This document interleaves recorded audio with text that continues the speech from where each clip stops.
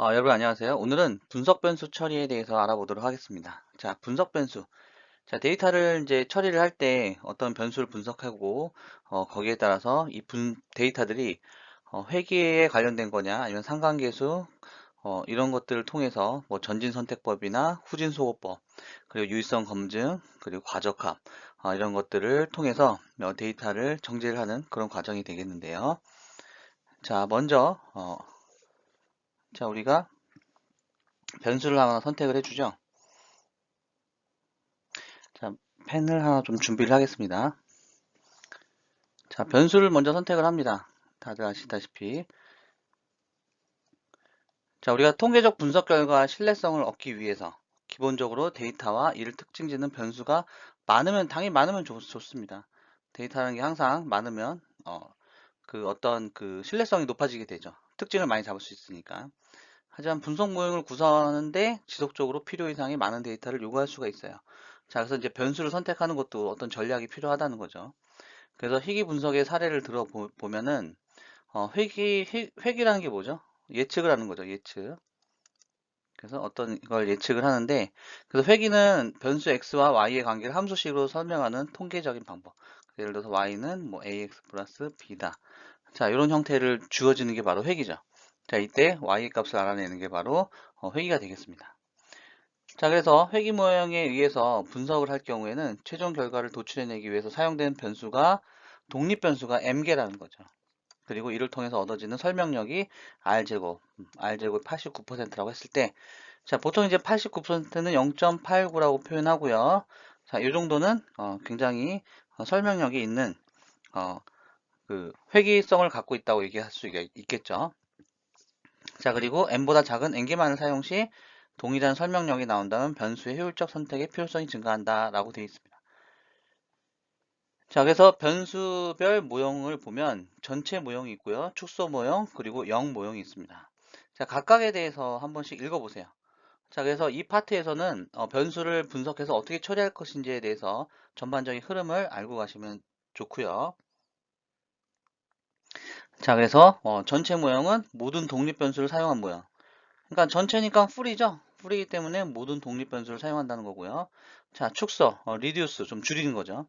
그래서 변수의 개수를 줄여서 얻는 모양. 자, 0 모양은 독립 변수가 하나도 없는 모양을 의미한다라는 게 바로 변수별 모양의 종류. 자, 그래서 세 가지가 나왔기 때문에 사지선다형 문제로 잘 나올 수 있습니다. 자, 그래서 한 번 정도 개념 잘 보고 가시는 게 좋을 것 같습니다. 자, 변수를 선택하는 방법은 전진 선택법과 후진 선택법, 그리고 단계적 선택법 세 가지가 있는데요. 자, 전진 선택법이라는 거는 자, 이런 개념을 외울 때는 보통 이제 한글로 보다는 영문을 이제 기억하시는 게 더 좋습니다. 자, 뭔가 이제 선택을 하는데 forward 앞에서부터 선택을 하는 거고요. 자, 뒤에서부터 선택을 하는 거고, 자, elimination 해가지고 후진 소거법 있죠. 자, 전진 선택법 같은 경우에는 0 모형에서 시작을 한대. 0 모형이 뭐라고 했죠? 독립 변수가 하나도 없는 그런 상태에서 모든 독립 변수 중에서 종속 변수와 단순 상관계에서 절대값이 가장 큰 분석 모형을 포함시키는 것을 의미한다라고 했죠. 자, 그 전진 선택법이 아닌 것은 이렇게 해서 나올 수가 있겠죠. 그래서 0 모양과 자, 부분 검증, F 검증이라는 게 나오면 전진 선택법입니다. 자, 그리고 한 번 추가된 변수는 제거하지 않는다. 이게 바로 전진 선택법이고요. 자, 후진 선택법과 후진 소거법은 전체 모델에서 시작하고 모든 독립 변수 중에서 종속 변수와 단순 상관계수의 절대값이 가장 작은 변수를 분석 모형에서 제외시킨다고 했죠. 자, 그래서 얘는 제외시킨다는 말이 나오면 소거법 또는 후진 선택법이 된다는 거죠. 자, 그럼 여기는 부분 검증 F 나오고요. 여기도 부분 검증 F가 나옵니다. 그래서 헷갈릴 수가 있죠. 잘 보시면 자, 위에서 부분 검증 F는 그죠? 유의성 검증을 시행하는 거고요. 똑같이 유의성 검증을 시행해요. 자, 그리고 유의하지 않는 경우는 변수를 제거하고 유의한 경우는 변수 제거 없이 과정을 중단한다. 자, 얘는 뭐죠? 유의하지 않는 경우는 변수 선택 없이 과정을 중단한다고 했어요. 그죠? 다 거의 같죠? 그죠? 그래서 거의 같기 때문에 굉장히 헷갈릴 수가 있어요. 자, 그래서 위에서 말하는 부분 검증 F를 통해서 유의성 검증을 동일하게 시행하고, 자, 어떻게 해요? 가장 크죠? 그리고 여기는 가장 큰 F 통계량. 그럼 결국은 통계량이라는 말을 나오면 그 전진 선택법이라는 거죠. 그래서 잘 구분해서 보시는 게 좋을 것 같습니다. 그리고 여기는 제거하지 않는 게 원칙이지만은 한번 얘는 제거된 변수는 추가하지가 않아요. 네, 둘이 똑같이 제거하지만 죄송합니다. 얘는 제거를 하지 않고요. 이건 제거를 한다는 거. 요렇게 우리가 이제 포인트를 가져가시면 될 것 같습니다. 자, 차원을 축소한다는 얘기가 나오는데요. 단계적 선택법도 한번 읽어보시면 되겠습니다. 자, 차원을 축소한다는 거는 뭐 4차원으로 되어 있는 거를 2차원으로 줄인다던가, 보통 뭐 50차원을 뭐 20차원으로 줄인다던가, 또는 뭐 10차원 또는 5차원 또는 2차원, 이렇게 차원을 축소한다는 거를 바로 차원 축소가 얘기되는 거죠. 자, 차원 축소는 목적에 따라서, 자, 목적은 이제 뭐가 되겠어요? 주로 이제 머신러닝이죠. 머신러닝이나 아니면 데이터 분석에서 데이터의 개수를 감소시켜서 좀 더 빠르게 처리하려는 목적이 있는 거죠. 그래서 데이터의 양을 줄이는 게 축소예요. 자, 축소를 한다는 거는 복잡도가 축소가 됩니다. 무슨 말이냐면 어떤 특성, 그래서 퓨처들을 가지고 어떤 특성을 찾기 때문에 데이터의 복잡도가 줄어드는 그런 경우가 있어요. 그래서 시간 복잡도나 공간 복잡도가 낮아진다는 거죠. 낮아지고 품질은 올라가는 그런 효과를 봅니다. 자, 그 오버핏, 과적합을 방지할 수 있다는 거죠. 왜냐면 그 50개의 예를 들어서 피처를 2개로 줄였다 또는 5개로 줄였다라고 하면 요 피처 안에 있는 어떤 특성 중에 중요한 애들만 포함이 됐기 때문에 중요하지 않은 데이터로 인해서 쓸데없이 많이 학습이 되고 그리고 학습한 거에 너무 과하게 몰려있는 이런 과적합, 오버핏을 방지하는 그런 역할도 합니다. 그리고 해석력. 자, 그 차수가 작을수록 시각화도 용이하고요. 그리고 이해하기가 쉽겠죠. 그리고 차원의 조주는 뭐냐면 어, 어떤 이게 데이터 분석이나 알고리즘 통해서 학습을 하면 차원이 증가를 해요. 예, 증가. 우리가 이제 의도적으로 차원을 증가하기도 합니다. 좀 더 높은 성능의 데이터를 얻기 위해서 또는 모델을 얻기 위해서. 자, 그러면 성능이 이제 저하되는 그런 현상을 얘기하는 거죠. 예, 그래서 이런 거 해결하려면 차원을 줄이거나 데이터 수를 늘리는 방법. 그러니까 차원의 저주는 뭐냐면 이걸 해결할 수 있는 게 바로 차원의 축소라는 거죠. 자, 차원의 저주는 우리가 데이터 분석이나 머신러닝 같은 거 하다 보면 필수적으로 불가피하게 차수가 높아지는데 그런 것들을 처리할 수 있다는 거죠. 자, 그래서 차원을 축소하는 방법에는요. 자, 요인 분석. 자, 첫 번째 요인 분석이 있고 주성분 분석이 있습니다. 그리고 특이값 분해. 자, 세 가지. 자, 크게 세 가지 하나 외워주세요. 차원 축소는 요인 분석과 주성분 분석, PCA라고 하고요. 그리고 SVD라고 해서 특이값을 분해한 이런 경우가 있습니다. 그래서 다음 중에서 차원 축소의 방법이 아닌 것은 이라고 이제 나오겠죠. 자, 요인 분석 같은 경우에는 변수들 간의 상관관계. 그래서 A라는 변수와 B라는 변수, C라는 변수, D라는 변수가 있을 때 이 변수들 간에 어떤 관계, 상관관계가 있는지를 조사를 하는 거예요. 그래서 공통 차원을 추적하는 통계 분석 과정이, 자, 통계 분석 과정이 바로 요인 분석이라는 거죠. 그래서 요인 분석의 목적은 변수를 축소하고 제거하고 특성을 파악하고 주로 이제 변수가 나오는 거죠. 자, 그럼 주성분 분석 같은 경우에는 보통 이제 데이터들의 특징을 설명할 수 있는 하나 또는 복수 개의 특징, 이거를 찾는 것을 의미합니다. 그래서 서로 연관성 있는 고차원의 데이터를 선형 연관성이 없는 저차원으로 변환하는 과정을 거친다는 거죠. 자, 그리고 기존의 변수들을 새로운 변수의 세트로 변환하고요. 차원을 줄이되 기존의 변수들의 분포 특성을 최대한 보존한다. 자, 그래서 주성분 분석 같은 경우에는 주로 이런 그림이 나오면 주성분 분석이죠. 자, 그래서 보통 2차원의 평면 좌표에 있는 데이터들을 두 개의 벡터로 가장 설명할 수 있는 방법은 V1과 V2 데이터 분포를 설명한다고 되어 있죠. 그래서 PCA 같은 경우에는 데이터 하나하나에 대한 성분을 분석하는 게 아니라 여러 개를 모여서 하나의 분포를 이룰 때 분포, 그죠? 그래서 분포의 주성분을 분석해주는 방법이 바로 PCA입니다. 그래서 PCA 같은 경우에는 가장 폭넓게 사용되고 있어요. 우리가 데이터 분석이나 머신러닝 할 때, 그리고 선형 결합이라는 말이 나왔을 때 PCA라고 알고 계시면 되겠습니다. 그리고 스케일링. 자, 특이값 분해 같은 경우에는 데이터의 공간을 n 곱하기 n 크기의 행렬에 대해서 이런 식으로 분해를 가능하게 한다는 얘기죠. 그래서 여기서 m은 그 특이값 분해했을 때 나오는 결과물이고요. 그래서 여기서 u는 m 곱하기 m 크기의 직교 행렬이고, 그리고 시그마는 대각 행렬, 그리고 vt는 직교 행렬이죠. 그래서 행렬의 얘기가 나왔다죠. 행렬. 수식을 잘 몰라도 행렬이라는 얘기가 나왔다. 행렬이라는 얘기가 나왔다면 특이값 분해가 되겠습니다. 자, 그리고 이제 주성분 분석 같은 경우 이제 PCA라고 하는데, 얘는 이제 차원 축소할 때 넓게 사용하는 거고. 그래서 쭉 차원을 축소할 때 PCA가 가장 넓게 사용이 되고요. 그리고 행렬 얘기가 나오면 특이값 분해라고 생각하시면 되고요.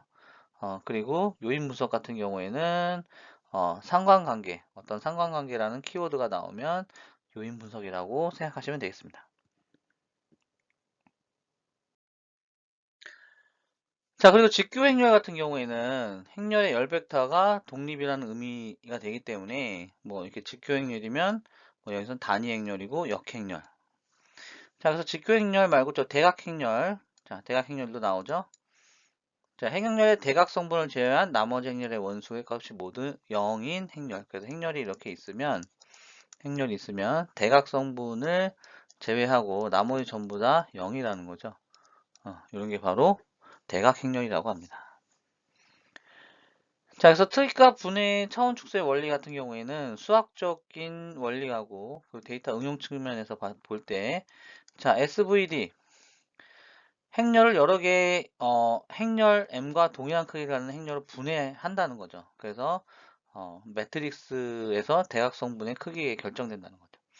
자, 그래서 요 행렬을 얘랑 이제 자, 이런 그 행렬들을 곱해서 이런 특성들을 찾아낸다는 거죠. 전체 크기에서 특정 표본을 추출해서 계산에 의해서 이런 모양을 만들어주는 게 바로 뭐라고요? 네, SV의 방법이라고 생각하시면 되겠습니다. 자, 그리고 음수를 미포하면서 행렬을 분해하는 것도 있어요. 그래서 NMF라고 하는 건 음수 미분해. 그래서 NMF가 나오든 MMF의 차원 축소가 나오든 자, 상관없이 전부 다 대각 행렬이라는 것을 알고 계시면 되겠습니다. 자, 그럼 파생 변수는 어떻게 생성되는지 한번 볼까요?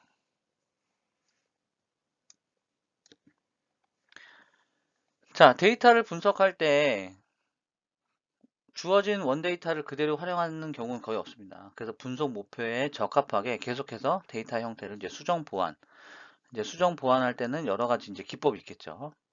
보통에서 이제 뭐 EDA라고 해서 탐색적 데이터 분석 이런 기법도 쓸 수 있고요. 자, 여기서 뭐 데이터 마트하고 웨어하우스, 데이터 웨어하우스 다 그냥 데이터를 저장하는 그런 공간이라고 보시면 되겠죠. 자, 파생 변수는 뭐냐? 파생 변수는 원래 없던 변수다. 그래서 원래 우리는 변수가 A와 B와 C가 있는데 A와 B와 C라는 요 데이터의 어떤 특성들을 A, B, C죠. 그죠? 요 가운데 게 없어야 되는데 잘못 그려졌네요. 자, 삭제해 보겠습니다. 자, 이런 데이터가 있을 때 A의 데이터와 B의 데이터, C의 데이터 중에 뭐 C의 데이터의 어떤 특성을 가지고 만들어 준다. 뭐 밑에 또 뭐 예가 있는데 뭐 예를 들어서 뭐 데이트라는 요 컬럼에 2024년 뭐 01-01이 있고 2024년-02-01이 있고 2024년-03-03이 있다라고 했을 때 그러면 여기다가 이제 그 이어 month day라는 컬럼을 만들어서 이건 2024년이라고 우리가 데이터를 뽑아볼 수 있고요. 얘는 01월, 02월, 03월, 얘는 01, 02, 03. 자, 이렇게 기본적으로 이제 날짜 데이터를 가지고 이런 형태의 그 변수들을 하나 더 찾을 수 있죠. 자, 이게 바로 파생 변수라고 합니다. 그래서 뭐 예를 들어서 뭐 국어, 수학, 총합, 평균이 있다고 하면 뭐 여기에 대해서 더 데이터를 취득을 할 수 있는 게 바로 파생 변수라고 하는 거죠. 자, 그리고 이제 또 요약 변수라는 걸 보시면 어그리게이트는 뭐예요? 종합한 거죠? 분석에 맞게 종합한 게 이제 요약 변수라고 하는 거죠. 그래서 데이터 마트에서 가장 기본적인 변수, 요약 변수. 자, 그래서 요약 변수와 파생 변수에 관해 우리 잠깐 한번 차이를 보시면 뭐 예를 들어서 뭐 CRM 관련 데이터를 통한 자, 여기서 CRM이라는 건 이제 그 고객 관련 그런 데이터가 되겠죠. 어떤 저기 뭐죠? 뭐 카드사나 아니면 마트나 이런 데서 사용할 수 있는 거. 자, 그래서 이제 CRM 관련 데이터를 보시면 매장 이용 횟수 이게 요약 변수, 단순 종합 개념이 요약 변수고 파생 변수는 주관적. 그럼 매장 이용 횟수를 가지고 뭐를 알 수가 있어요? 예를 들어서 뭐 A라는 마트에 10번 갔고 어떤 사람이 B라는 마트에 5번 갔다. 그러면 주로 구매한 매장을 찾을 수가 있죠. 원래는 없는 데이터인데. 그리고 구매 상품 목록을 보시면 구매 상품의 어떤 다양성이라고 했는데 뭐 예를 들어서 뭐 사과를 10개 사고 바나나를 뭐 2개 사고 각종 좀 보면은 이런 변수들을 보고 이 사람들이 그러면 이제 A라는 고객은 주로 사과, 바나나 뭐 이런 야채를 주로 샀고 저 B라는 고객을 보면 뭐 이렇게 뭐 자전거나 뭐 이런 거 샀고 C라는 고객은 주로 자동차 용품을 샀고 자 이렇게 기존의 변수를 가지고 우리가 뭔가 새롭게 찾아내는 게 파생 변수라고 하는 거죠. 자, 그럼 요약 변수를 처리할 때는 어떤 점에 유의를 해야 되냐? 자, 요약 변수 같은 경우에는 가장 기본적이고 공통으로 사용되고 분석에 맞게 종합한 거기 때문에 자, 보시면 처리 방법에 따라 결측치의 처리 및 이상 처리에 유의해야 된다. 그래서 요약 변수 같은 경우에는 이런 결측치나 이상값이 발생할 확률이 높다는 거죠. 자, 결측치는 뭐냐면 NA라고 해서 not a number. 그러니까 데이터가 없는 거예요.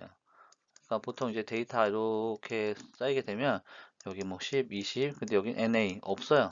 30. 자, 이게 바로 아니 저기 결측치고. 자, 이상치는 어떤 학급의 뭐 키를 뭐 몸무게를 뭐 조사를 했다. 그래서 뭐 50kg, 60kg, 뭐 65kg, 70kg, 85kg. 그런데 갑자기 85인데 실수로 8.5라고 기록을 할 수도 있고요. 또는 뭐 65kg인데 실제 공을 잘못 적었어요. 자, 그러면 누가 봐도 650kg? 뭐 예를 들어서 어느 학급, 뭐 초등학생이라고 하면 초등학생 중에서 650kg 나가는 사람이 있을까요? 그럼 8.5kg 신생아도 아니고 그죠? 그럼 이런 게 뭐냐면 이런 게 뭐예요? 이상치라는 거죠. 이상치. 데이터의 일정 어떤 패턴을 벗어나는. 예, 그리고 결측치는. 자, 그래서 어, 이런 거에 유의해야 된다는 거죠. 요약 변수는. 그리고 연속형 변수의 구간화 적용과 고정된 구간을 통한 의미 파악 시 전 구간이 아닌 의미 있는 구간을 찾도록 해야 된다. 자, 그래서 한 번씩 읽어보시고요. 자, 파생 변수 생성 및 처리할 때는 특정 상황에만 의미가 부여하는 게 아니라 보편적, 자, 보편적이라는 단어 나올 때 파생 변수 생성의 유의점이라고 생각하시면 되고요. 자, 파생 변수 생성 방법 쭉 있죠. 자, 문제 내기 굉장히 좋죠. 이런 애들. 그러면 다음 중 파생 변수의 생성 방법이 아닌 것은 이라고 해서 나올 확률도 굉장히 많죠. 자, 그래서 보시면 한 값으로부터 특징을 추출한다. 값, 그 특징, 결합, 그죠? 결합, 그리고 선택. 자, 이렇게 특징, 결합, 선택. 그리고 요약이라는 말이 들어가면 파생 변수를 생성하는 방법입니다. 자, 파생 변수가 어떤 거라고요? 원래는 오리지널이 아니고, 그죠? 우리가 make, 만든 거잖아요. 그럼 이제 만들려면 어떻게 돼요? 이런 규칙들이 있다라는 거죠. 자, 그리고 이제 변수를 이제 변환하는 과정을 한번 살펴보도록 하겠습니다. 변수 변화는 데이터를 분석하기 좋은 형태로 자, 그럼 좋은 형태로 바꾸려면 어떻게 해야 되는지 상식적으로 가만히 생각해 보시면 알 수 있어요. 자, 그래서 데이터의 전처리 과정 중에 하나로 간주가 되겠죠.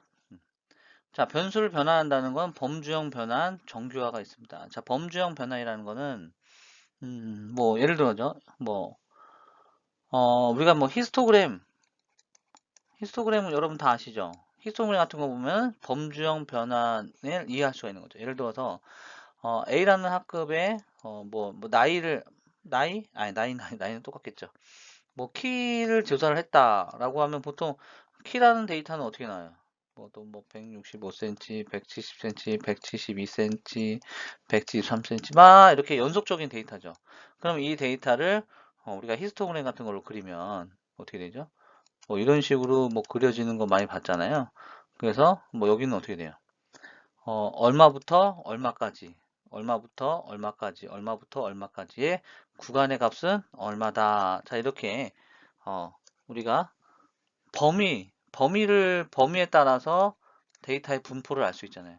그럼 이거는 뭐 예를 들어서 뭐 예를 들어서 뭐 150부터 160은 뭐 A라고 하고 뭐 160부터 뭐 170은 뭐 B라고 하고 자, 이런 것들이 바로 뭐예요? 범주형으로 변화할 수 있다는 거예요. 그죠? 그래서 연속형 변수 중에 변수 자체로 분석보다는 분석 결과의 명료성 이런 것 때문에 그래서 요게 한번 보시면 잘 이해가 됐을 겁니다. 자, 정규화는 뭐냐면 주어진 연속형 데이터 당연히 정규화할 때는 범주형 데이터가 아니라 숫자로 되어 있는 연속형 데이터가 되어야겠죠.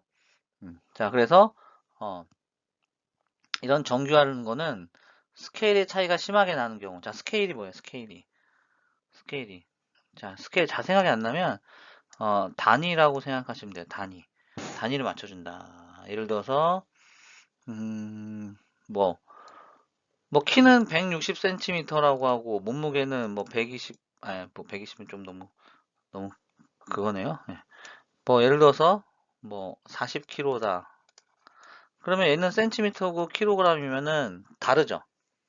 자, 단위가 이렇게 달라요. 그러나 우리가 데이터 분석할 때 또는 나중에 인공지능 할 때 머신러닝 하든 자, 품질 좋은 데이터가 어, 좋은 모델을 만들듯이 자, 이렇게 단위가 다르면 우리는 알죠. 160이 센치니까 키가 어느 정도 되고 40이 몸무게니까 어느 정도 되는지. 하지만은 우리가 통계적으로 보거나 아니면 뭐 머신러닝을 통해서 봤을 때 이 숫자들의 의미는 걔는 그 컴퓨터는 그렇게 생각하지 않죠. 또는 통계적으로 그렇게 생각하지 않죠. 160이 더 크니까 이 160이라는 수치가 더 중요하다. 그리고 그래서 이제 가중치를 높이게 되는 거죠. 그래서 이 두 개의 데이터를 똑같이 표준화시키는 게 바로 정규화입니다. 네, 그래서 정규화는 뭐 일반적인 정규화, 최대, 최소 정규화가 있어요. 그래서 모든 피처에 대해서 최소값은 0, 최대값은 1. 네, 그래서 0과 1 사이로 변환하는 게 최대, 최소. 자, 0과 1 사이로 나온다. 그러면 최대, 최소 정규화가 되는 거고요. 자, 그래서 여기서 x는 각각의 뭐 데이터 표본 집합이 뭐 1, 2, 3이 있다고 하면 각각 1일 때, 2일 때 3이고요. 이거는 전체 집합에 대한 민과 맥스가 되겠습니다. 예. 자, 그리고 Z스코어라고 해서 이상치 문제를 피하는데 정규. 자, 이상치가 나오면 Z스코어 합니다. Z스코어. 왜냐면 얘는 민맥스는 최대값과 최소값을 나타내니까 이상치에 어, 어울리지 않아요. 데이터 이상치가 있으면 자 10과 20과 30이 있는데 갑자기 일시 100, 1000이 왔다. 그럼 어떻게 돼요? 그러면 평균이 확 틀어지죠. 그죠? 그렇기 때문에 이거는 이상치에는 적합하지 않고 자 Z스코어는 공식을 보면은 각각 X에 어떻게 돼 있어요? 어, 뮤 평균과 평균을 뺀 거를 표준 편차로 나눠주잖아요. 자 그래서 얘는 뭐냐면 이상치에 강하죠. 강하죠. 자, 그 로그 변환도 있습니다. 로그 변환 같은 경우에는 이제 언제 쓰냐면 데이터 자체가 너무 커요. 그래서 로그 변환을 하는 경우는 우리가 뭔가 그래프를 그렸을 때 원래 이렇게 된 형태가 나와야 되는데 이 데이터가 너무 크니까 이렇게 보이는 거예요. 그래프가 이렇게. 근데 여기부터 여기까지 사이를 그죠? 근데 데이터가 너무 크는 거예요. 크게. 그래서 이거를 작게 보는 거죠. 그래서 시각화에 굉장히 용이하고요. 그 데이터 분석에서 굉장히 강점을 가지고 있습니다. 어떤 모양인지 금방 볼 수 있으니까. 자, 그리고 또 역수 변환도 있고요. 한번 읽어보시면 되고, 자, 지수 변환도 마찬가지예요. 제곱근 변환. 자, 그래서 우리가 이제 그 변수를 이제 변환할 때는 다양한 그런 방법들이 있는데, 자, 여기서 이제 가장 많이 나오는 게 Z스코어하고, 그리고 로그 변환, 그리고 민맥스. 자, 이 정도까지 알아두시면 되겠습니다. 자, 분포 형태별 정규 분포로 이제 변환하는 걸 이제 보시면, 자, 모집단이 이제 뭐 X가 되겠죠. 자, 그러면 뭐 변수 변환 전 분포 보면, 약간 우쪽으로 치우치거나, 우로 약간 치우치거나, 좌로 치우쳐지거나, 좌로 치우쳐지거나, 극단적. 자, 이런 거를 이제 데이터, 그러니까, 예를 들어 정규 분포가 이런 식으로 이제 가면 좋은데, 뭐, 요렇게 돼 있거나, 아니면 요렇게 하다 이쪽으로 펴 있거나. 자, 이런 거는, 사용 변수를, 자, 이런 형태로 해주면, 데이터의 모양이, 자, 이 상태나 이 상태가 전부 다 이렇게 바뀐다는 거죠. 정규 분포로. 자, 그러면 요거는 외워두시는 게 좋아요. 우로 치우쳐질 때, 그죠? 오른쪽으로 치우쳐질 때, x 세제곱. 자, 이렇게. 그래서 우측이면은, 원래 변수의 세제곱, 뭐 또는 뭐 제곱 이런 식으로 가지만, 좌측이면 어떻게 돼요? 루트, 제곱근을 하거나, 그죠? 그리고, 1로 나눈다거나. 자, 그리고, 이렇게, ln x. 자, 이런 형태로 취해지는 거죠. 그래서, 변환 후는 다시, 얘가 이제 핵심이죠. 변환 후 분포는 정규 분포를 취한다. 이렇게 알고 계시면 되겠습니다.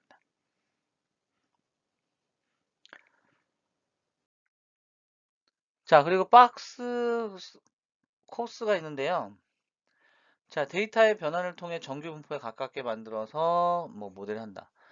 자, 그런데 요거는 글쎄 요즘에는 잘 안 나와요. 문제가 잘 안 나오는데 한번 좀 읽어보시면 좋겠습니다.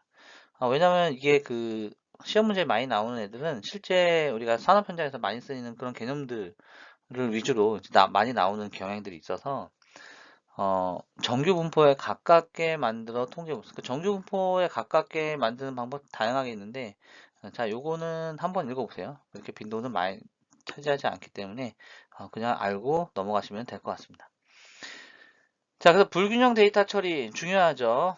되게 중요합니다. 꼭 나옵니다. 네, 한 문제씩 나와요. 자, 불균형이라는 건 뭐냐. 데이터가 우리한테 100개의 데이터가 있어요. 100개의 데이터. 그리고 각각 이런 식으로 뭐 A, B, C라는 퓨처 특징을 가지고 있죠. 그리고 마지막에 여기 있는 게 마지막 데이터가 뭐 라벨이라고 하면 그럼 예를 들어서 라벨이 뭐 소문자 A, B, C 이런 종류가 있다. 그럼 100개는 좀 그렇겠네요. 300개라고 하면 자 A라는 종류의 데이터가 100개 들어있고 B도 100개, C도 100개. 자, 이러면 얼마나 좋을까요? 그죠? 근데 실제로는 그렇게 되지 않죠. A, B, C일 때 A는 뭐 예를 들어서 한 200개 정도 있고 얘는 뭐 50개 정도 있고 50개 정도 있고 네, 또 이런 식으로 또 얘는 또 A가 때 250개 얘는 뭐 40개 뭐 10개 극단적으로 이런 경우도 있어요. 자, 그래서 이런 데이터가 어떤 클래스가 불균형하게 되면 우리가 이제 데이터를 분석할 때 당연히 데이터가 개수가 많은 애들이 뭔가 어떤 그 특징들이 이제 더 많이 반영이 되겠죠. 그래서 적은 데이터들은 거의 통계적으로나 인공지능적으로나 학습이 안 되니까. 그래서 이거를 서로 맞춰주는 거예요. 자, 그럼 먼저 불균형 데이터가 어떤 문제를 가지고 있는지 한번 읽어보시면 되겠습니다. 자, 너무 차이가 나면 어떻게 단순히 우세한 클래스를 선택하는 모형의 정확도가 높아진다는 거죠. 그러니까 예를 들어서 아까 지금처럼 A는 뭐 250개가 있고요. B는 40개가 있고 C는 10개 있다. 자, 그러면 이걸 가지고 뭔가 학습하거나 처리했을 때 이제 A1 확률을 물어보면 잘 맞춰요. 그죠? 굿, 잘 맞히죠. A는. 그죠? 그럼 B는 별로, 배드. 자, C는 거의 뭐 임파서블이죠. 거의 이제 안 되는 거죠. 자, 그래서 클래스의 재현율이 급격히 작아지는 현상이 발생한다. 리콜레이트 재현율이죠. 낮아지는 걸 발생. 자, 그래서 보시면은 자, 요게 뭐죠? 매트릭스죠. 매트릭스, 컨퓨전 매트릭스라고 하죠. 자, 재현율을 보세요. TP. 그리고 TP와 FN. TP와 FN. 자, 그러면 여기서. 그러니까, 어떻게 되냐면, true positive는, 자, 앞에가 true잖아요. positive는 긍정적이고. 그러니까, true를 true라고 예측했을 때가 true positive예요. positive. 자, 그러면 사실은 true란 말이에요. 자, 좀 지우고 다시 한번 해볼게요. 자, 그러면 어떻게 되죠? 자, 원래 사실인 애들, 얘가 예측한 사실인 애들을 실제 맞춘 애의 비율이죠. 재현율. 그죠? 실험 결과. 참과 참이잖아요. 그죠? 참과 참. true positive. 그죠? 그리고 false negative. 그러니까 거짓일 때 거짓으로 맞추고 true일 때 true로 맞춘. 자, 이거 전체 중에서 그러니까 결국은 뭐예요? 실험 결과 요 그 true positive, false 또 negative 얘는 전부 다 어떻게 돼요? 참일 때 참, 거짓일 때 거짓. 그죠? 그래서 얘는 참일 때 참을 맞췄지만 자, false예요. false 틀렸죠. 네, 네가티브 틀린 거예요. 어쨌든. 그래서 실험 결과를 통해서 보면 사실은 참이라는 거죠. 그러니까 얘가 전체 실험 결과 중에서 자기가 어, 참과 거짓을 예측한 것 중에서 실제 참인 애들이 얼마나 되냐. 저게 재현율이고. 자, 정확도는 어큐러시니까 전체에서 맞춘 애들의 비율인 거죠.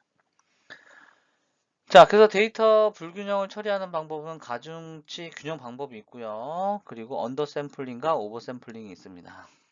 자, 이걸 잘 한번 기억해 두세요. 가중치 균형 방법과 언더 샘플링. 자, 언더 샘플링은 말 그대로 이게 언더죠. 그러니까 어떻게 해요?